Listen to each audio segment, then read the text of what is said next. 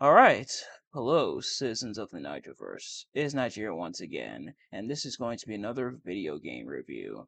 So, as a gamer, there's a canon event that we all must go through at one point or another. And, of course, as you know, when it comes to gaming, you run into some bad games from time to time. You run into some absolutely terrible games. It's bound to happen, no matter the era, no matter how long you've been playing games. Eventually, either you've ran into a bad game or you're going to run into a bad game. But a canon event for us gamers is running into a bad game within your favorite franchise.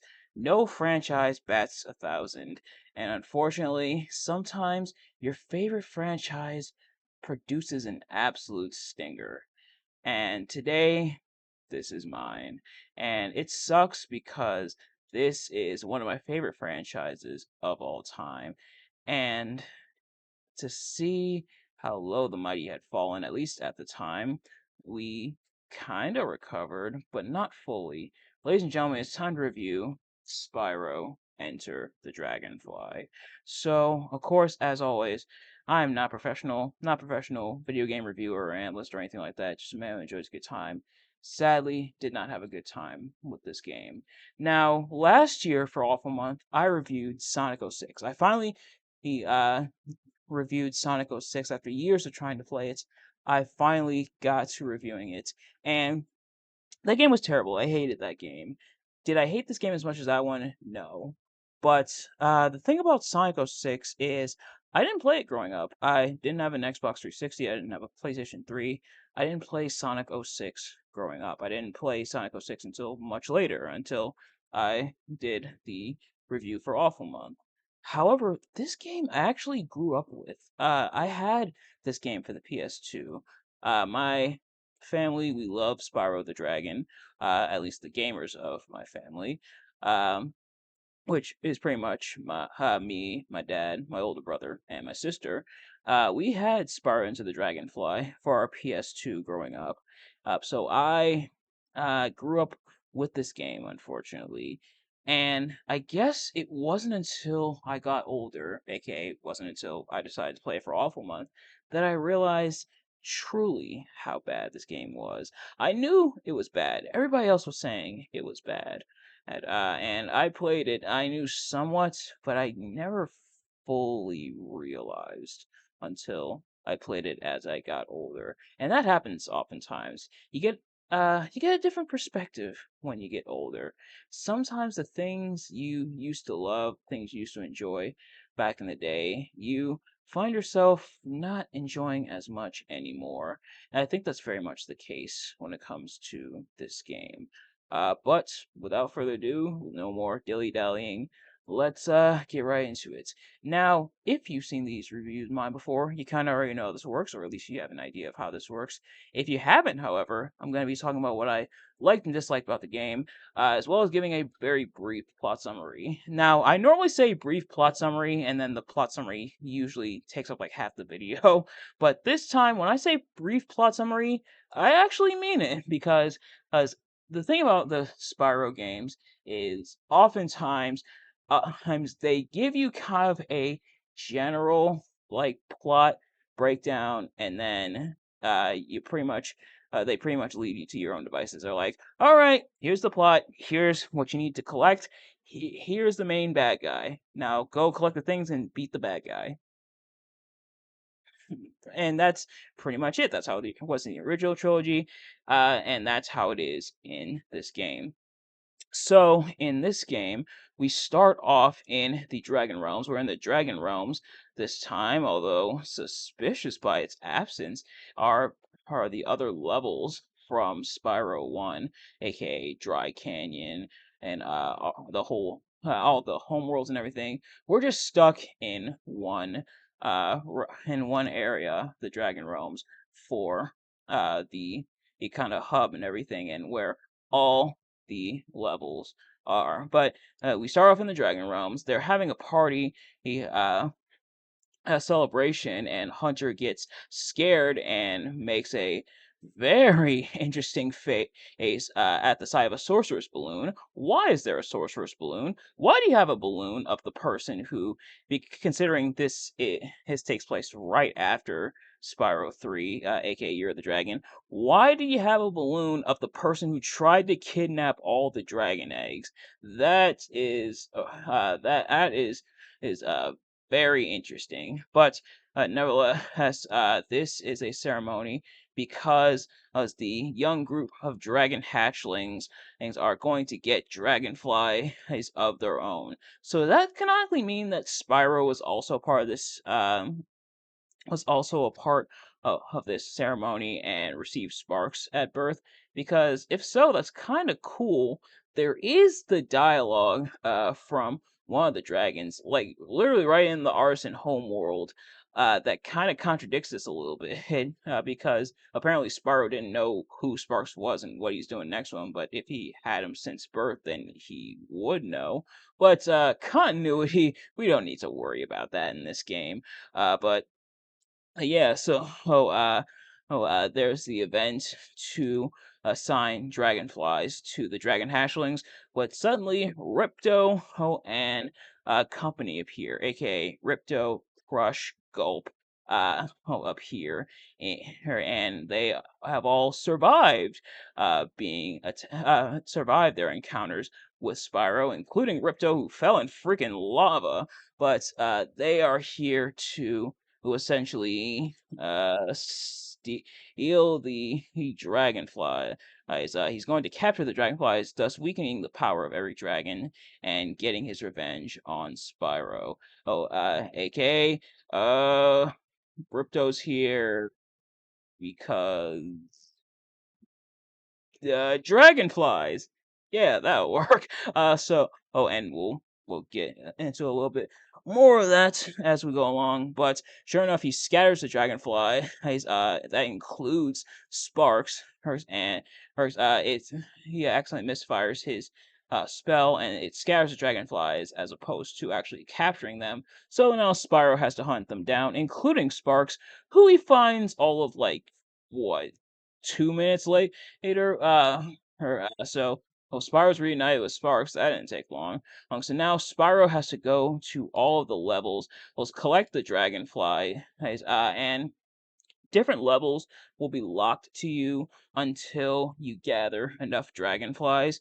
But Spyro has to visit all the levels, gather the dragonflies, and then go through the portal, which is the portal is there to fight Ripto. The portal's there in the home world. It's like right near her, like the first area, like as soon as you cross like the little mini river stream, and it's there, it's just not activated yet. But once you visit all the levels, honestly, once you even unlock all the levels, I tried it out after I unlocked the final level by getting all the dragonflies necessary. So technically, you need 65 dragonflies in order to access the final level and thus access the final boss. But when I went to the portal, I just wanted to see if it was open, and sure enough, it was. But once you capture, or not capture, once you rescue enough dragonflies, then you are able to go in and fight Ripto, who retreats back to, they say, his homeland, but I'm guessing that, excuse me, no, that wouldn't be Avalar. He invaded Avalar, so wherever Ripto's from, and that's where things end. Now, depending on if you got all the dragonflies or not, or if you like 100% of the game, you'll get up to 3 different phases of Ripto's boss fight. I only got 2 because I did not 100% this game. Don't think I'm going to, at least not the version I have. So, I played this on the PS2 via the PC SX2 emulator and I was not able to. I wasn't planning on getting 100%, at least in this first run through. I just wanted to beat the game for the purpose of the review. But it's the game. We'll get to it. But if you don't finish off Ripto, then he says he'll be back. So I guess incentivizing the player to go for 100%, and then the game just ends. Now the levels that are in this game, you have the Dragonfly Dojo, Crop Circle Country, Luau Island, Cloud 9, Monkey Monastery, the Honey Marsh, Thieves' Den, Jurassic Jungle, and Ripto's Lair, finally. And the thing is, and I guess getting into the gameplay and everything, you are able to unlock a variety of skills. So, Spyro retains all the skills he had in the previous game. So he has a fire breath. He's able to charge. He's able to glide. And he's able to head bash. But you unlock different elemental breath. So there's a giant dragon statue in the middle of the dragon realms, and you're able to collect runes and insert them into the statue in order to unlock different abilities. So Spyro unlocks electric breath, ice breath, bubble breath to collect the dragonflies, and finally a wing shield, which you will use in all of one level, that being the Thieves' Den, because there are enemies that you have to deflect their attacks back at them. That being said, starting with what I disliked about this game, because obviously we're doing an Inverse or Awful Month. Uh, Sadly, just about most things, not every single thing, and we'll get to that, but most things. For starters, this game is a buggy mess. Now, full disclosure, I do have my games on a flash drive only because there's not enough space on my computer, or there's only so much space, so I had to have them on the flash drive, and it pops up a little warning that it'll cause jutteriness and stuff when playing it via flash drive. Uh, Nothing too bad. It was just some slowdowns every now and then, and and a little bit of tearing every now and then, some screen tears. But I was able to fix that. I had to finagle a couple things, so I can't fully blame the game. Some of the blame goes to me for putting the games on my flash drive. But that's only because I don't have enough space on my computer, unfortunately. But yeah, even and even that aside, the game is a buggy mess. It's broken. It's very unfinished. It is very easy to glitch the game, and the game will glitch quite a bit. Literally, you are able to swim in the air. The swim in the air glitch comes back from the previous Spyro games, except this time, if you swim in the air, if you go to where Luau Island uh, is after like the first gates, or you can even clip through the gates, and you go to the water area for the little for the transport vehicle to Lua Island, which every level has like a transport thing and to get there, whether it's a flying carpet, whether it's the little mini boat, whether it's literally a whirly gig, or a spiral type thing to get to Cloud 9. Uh, so if you access the water, you can swim in the air relatively easily, and then you can go in the portal to fight Ripto. Which shouldn't be active yet, and you can go in, fight Ripto, and pretty much finish the game in about 5 minutes. So, there's that. Now, because I want to talk about as much as I could in the review, and because I want to torture myself, because that's kind of the name of the game of Awful Month, I opted not to do that. But it is possible to do that. I chose not to. But I wanted to beat the game fair and square, and I sure did. But yeah, this game very much broken. Really, what can I say about the game that hasn't already been said? Like, that's something that is known when it comes to the game. Um, very much a glitchy, buggy mess. This Ripto being back, not the biggest fan of. I guess you want to tie it into the original trilogy, cool, but Ripto being back, like I said, a new villain. And slightly disappointing, although I do love Ripto. A lot of the character models and everything look atrocious. Like, a lot of the visuals look pretty ugly, unfortunately. And and it's sad to see how far the dip in quality has gone from this game, comparing it to even just like Spyro 3, even Spyro 1, and seeing the dip in quality is uber disappointing, unfortunately. And that's because the game was rushed. This game was notoriously rushed. I want to make a dedicated video about the links between like Crash and Spyro and their companies and everything. But much like the Wrath of Cortex, the Spyro Enter the Dragonfly was unfinished. There was a lot of turmoil between the developers of the game, that being Equinox Digital Entertainment and Check Six Studios, as well as Universal. There was a lot of strife. They wanted them to finish the game in time for the holiday season. Sound familiar? Or so it led to a lot of stuff being cut. There was supposed to be 25 levels, there's only 8. There was supposed to be 120 dragonflies, there's only 90. He Moneybags makes an appearance in this game dressed completely differently. He takes your gems. You're supposed to be able to get them back. That was the intention. But nope, he just keeps them for the rest of the game, and you literally never see him again.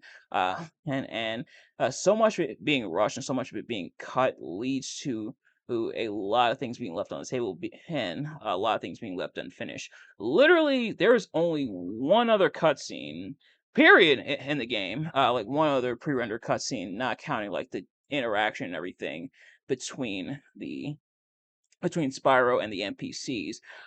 There's one other cutscene featuring Ripto, Crush and Gulp. Crush and Gulp, I guess, die. Like Ripto kills them, kinda, and then that's it. You don't see Crush and Gulp for the rest of the game. Ripto you don't see again until the final boss. So much of this was cut. There was even the plan of a potential team up between Nasty Nork and Ripto, which would have been sick, but of course, because the game was so rushed, it was never really realized and materialized. And they do throw a lot of stuff in there, but because the game is so unfinished and so unpolished, unfortunately, a lot of it is frustrating, and that includes the controls. Like, I don't know if Spyro spent the gap between Spyro 3 and Year of the Dragon and Enter the Dragonfly lubricating himself in Crisco, but Spyro feels super slippery. The collision detection is all over the place. Sometimes you're gonna hit the platform, other times you're not. Some of the mini games are kind of frustrating, and the portals for the mini games look the same as the portals from for the return home portals, I should say. So if you remember from the older Spyro games, there used to be little sections off to the side with the portal that you go through, and then you're at a separate mini game area, and then you have a return portal which looks very different from the mini game portal. Not so in his game. In this game, they pretty much look the same. You kind of, in a way, have to where uh, memorize where the return home portal is. It should be pretty obvious because there's usually an NPC right there, and then the other ones will be kind of off to the side or in an area that seems like it's not the end of the level. But sometimes I felt myself getting tripped up. The flight controls, there are flight sections in this game, but they're relegated to being part of the mini game. They don't have their own dedicated levels. I imagine they shoved them in there because of the time crunch, but the flight controls are even somehow even worse. Like remember how kind of weighty Spyro felt in the Reignited trilogy, like in the flight sections.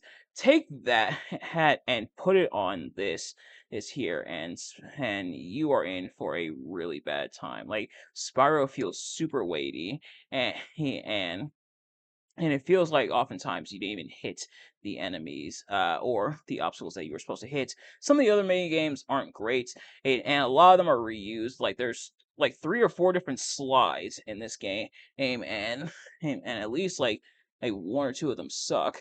What else? There's like a rhythm mini game in Blue Island. That one wasn't bad, but Hunter is back hunting manta rays, or stingrays, and you have to shoot the net at them. There's the tank. The tank. I've seen worse tanks, I guess, but it's still not great. So the mini games almost feel not worth it, but you need to play at least a good portion of them because you need those dragonflies. And the dragonflies, some of them you have to chase around. Some of them just stood still and allowed me to capture them. I imagine that wasn't part of the game, but the dragonflies aren't too hard to capture, but some of them can get pretty annoying, and some of the enemy collision, like trying to hit the enemies, do feel pretty bad. I think like once or twice in the thieves' den when I was doing the stupid wing shield to hit the enemies back to deflect their bullets. First of all, if you do the wing shield like straight and they fire straight at you, sometimes it'll hit but then veer off to the side for whatever reason. So you got to kind of angle it. It gets kind of annoying. But sometimes I would hit the enemy square in the head, square in the face, and they still wouldn't go down. So I had to try again, and I had to shift like slightly, ever so slightly, and that did hit. So that was pretty annoying. And Spyro. And like the controls, everything adds up to make for a pretty difficult time. I'm like, especially with turning around, Spyro has to turn all the way around to turn around, where it felt a lot more snappy. Not even just in Reignited, but in the original trilogy as well. It felt a lot more it felt a lot more snappy. Yeah, some of them had a little bit of delay every now and then, but it wasn't nearly as bad as this. But I persisted on. I beat the game anyway. But man, was it a slog. Uh, but if I had to find something to like about this game, there are and I say this more or for this game that I did for Sonic 06, maybe it's bias on my part, I'm not sure. There is some ideas there. There are some ideas there. There are some semblances of what could have been a good game. And like some of the levels are kind of cool, have kind of interesting aesthetics, like Dragonfly Dojo. And Dragonfly Dojo's all right. Crop Circle Country, he has kind of the theme of like aliens and like farming and stuff like that. Had that was pretty cool. That's the level I actually played on stream. I played Enter the Dragonfly once on stream, just so I have something to stream. Which, if you haven't already, follow me on Twitch at Wizard of Odd 716. That's Wizard underscore of underscore odd underscore 716. Except we're gonna be streaming Spider-Man Maximum Carnage and the Spider-Man PS1 game this month.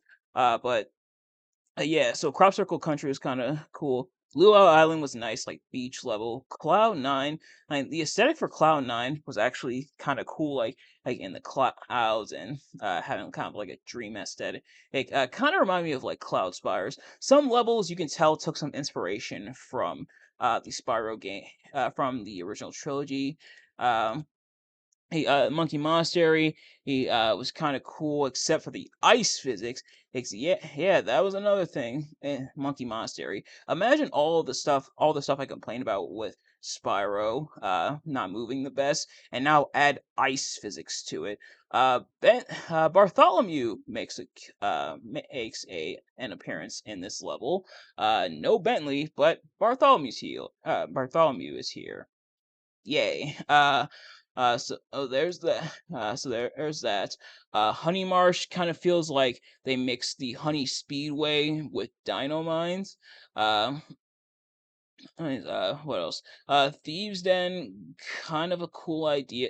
Yeah, kind of similar to Shady Oasis in a way, and having a level dedicated to the thieves, especially with the thieves being the kind of the heroic in a way NPCs or the NPCs you have to help. Even though there are still thieves that you have to chase down in this in this game, but um, and then Jurassic Jungle. Oh, kind of a cool jungle level. So the aesthetics are there, the ideas are there. If they were fleshed out a lot more, if they had the proper time to finish this game and make it really good and were able to like really flesh out their ideas, if everything got added back, if the cut levels, which which they say, hey, some of the cut levels, there was supposed to be four different like hub levels.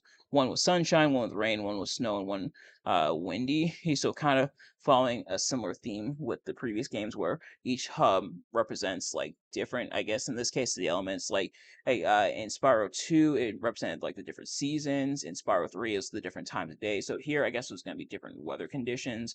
And then and there was I'm looking on the Spyro fandom wiki.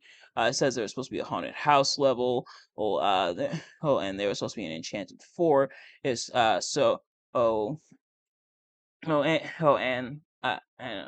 of the assets, as at least according to that wiki article, some of the assets that were supposed to be in those levels were added to other levels just in a crunch to finish the game. So there was some interesting ideas here. I just wish we were able to flesh them out, which is why a lot of people feel oh, that we should get a remake of Enter the Dragonfly. Hey, that way they can add the stuff that was missing, really flesh everything out, and have it be fully realized. Now, would I prefer that to what we're getting in Spiral Realm Beyond? Obviously, we'll learn more about it as we get closer to release date for that. But would I prefer a remake of Enter the Dragonfly to Realm Beyond? I'm not sure. I think moving in a new direction when it comes to that, instead of retreading this, I think is probably the better move. Would I be opposed to them remaking this game, adding everything back in, and having it be fully realized? Pretty much pulling a Snyder cut when it comes to this. I don't think I'd be against that. I think that'd be a cool idea. Do I think it's fully necessary? I wouldn't go that far. But sadly, what could have been is not what we got. And it breaks my heart because, like I said, there are some cool ideas. As you wish, though, that they were able to be realized. But sadly, they were not, and this is what we got. But, ladies and gentlemen, that is going to do it for this review. Thank you all so much for watching. I hope you enjoyed. If you did, please do me a favor. Like, comment, subscribe, share with your friends, and turn on those post notifications so you know every single time I upload a video so you never miss an upload. Let me know in the comment section below your thoughts on this game and my review. Did you like the game? Did you like my review of the game? Let me know. Thank you all so much for watching. I will see you guys later. Peace.